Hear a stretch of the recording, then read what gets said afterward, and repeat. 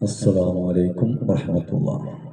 പ്രിയമുള്ളവരെ, അല്ലാഹു സുബ്ഹാനഹു വ തആല നമ്മളെയെല്ലാം ഈ ദുനിയാവിലേക്ക് യാത്ര അയച്ചത് നാളെ പരലോകത്തേക്കുള്ള ഒരു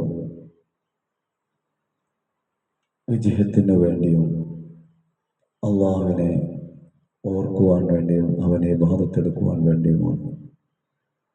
അതിൻ്റെ ഇടയിൽ നടക്കുന്ന കാര്യങ്ങളൊക്കെ അല്ലാഹു സുബ്ഹാനഹു വ തആല നിശ്ചയിച്ചതുപോലെയെല്ലാം നടന്നുകൊണ്ടിരിക്കും.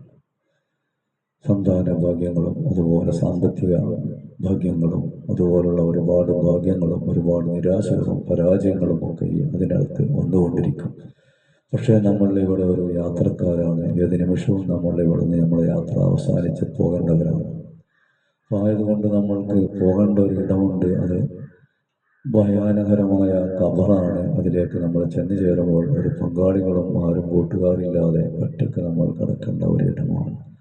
അവിടേക്ക് നമുക്ക് കൂട്ടുകൾ വിടുന്ന അമലുകളാണ് നമ്മൾ ഇവിടുന്ന് ശേഖരിക്കേണ്ടത്. ഖുർആൻ പാരായണം, ദിക്റുകൾ, സ്വലാത്തുകൾ, അദ്കാറുകൾ, സദഖകൾ, സൽക്കർമ്മങ്ങൾ പോലുള്ള നല്ല നല്ല കാര്യങ്ങൾ ചെയ്തുകൊണ്ട് നമ്മളുടെ പരലോക ജീവിതം വളരെ സന്തോഷമായി കിട്ടാൻ വേണ്ടി എല്ലാവരും പ്രയത്നിക്കുക.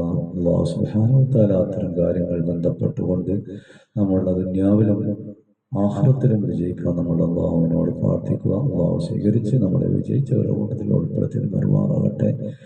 എല്ലാവരും പ്രയത്നിക്കുക. അതിനുവേണ്ടി ഒരിക്കൽ കൂടി അഭ്യർത്ഥിച്ചുകൊണ്ട് അസ്സലാമു അലൈക്കും വറഹ്മത്തുള്ളാഹി.